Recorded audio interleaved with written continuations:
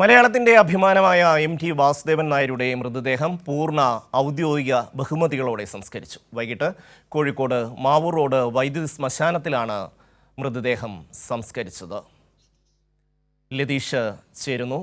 ലതീഷ്, സംസ്കാര ചടങ്ങുകൾ പൂർത്തിയായോ? വിശദാംശങ്ങൾ.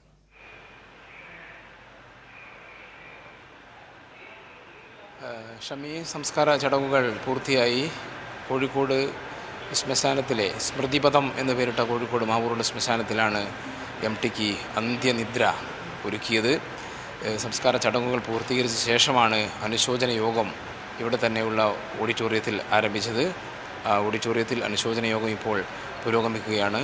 മേയർ ബീന ഫിലിപ്പ്, മന്ത്രിമാരായ മുഹമ്മദ് റിയാസ്, എം.പി. രാജേഷ്, എ.കെ. ശശീന്ദ്രൻ, കടന്നപ്പള്ളി രാമചന്ദ്രൻ,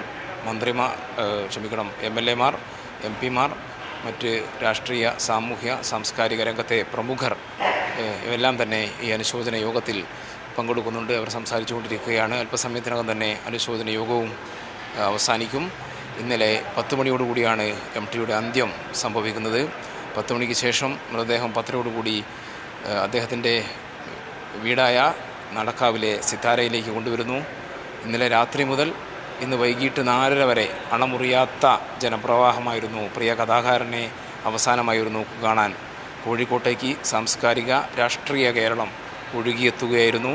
ആ നിലയിൽ എം.ടിയുടെ കഥാപാത്രങ്ങൾ നമുക്ക് നൽകിയ ഊർജം അത് അതേ നിലയിൽ തന്നെ തിരിച്ച് എം.ടിക്ക് നൽകാൻ മലയാളിക്ക് കഴിഞ്ഞു എന്ന് തന്നെ പറയാം. മുഖ്യമന്ത്രി പിണറായി വിജയൻ, മന്ത്രിമാർ, രാഷ്ട്രീയ, സാമൂഹ്യ, സാംസ്കാരിക രംഗത്തെ പ്രമുഖർ, സിനിമാ മേഖലയിൽ നിന്നുള്ള പ്രമുഖർ, അതേപോലെ തന്നെ സാഹിത്യരംഗത്തെ പ്രധാനികൾ തുടങ്ങി നിരവധി പേർ എം.ടിക്ക് അന്തിമോപചാരം അർപ്പിക്കാൻ എം.ടിയുടെ വസതിയായ സിതാരയിലേക്ക് എത്തി. വൈകിട്ട് 4:10 മൃതദേഹം പുറത്തേക്ക് എടുത്തത്. വിലാപയാത്ര ഒഴിവാക്കണമെന്ന് എം.ടി പറഞ്ഞതിനാൽ ഔദ്യോഗിക വിലാപയാത്രയായിരുന്നില്ല, അന്ത്യയാത്ര എന്ന് നമുക്കതിനെ വിശേഷിപ്പിക്കാം.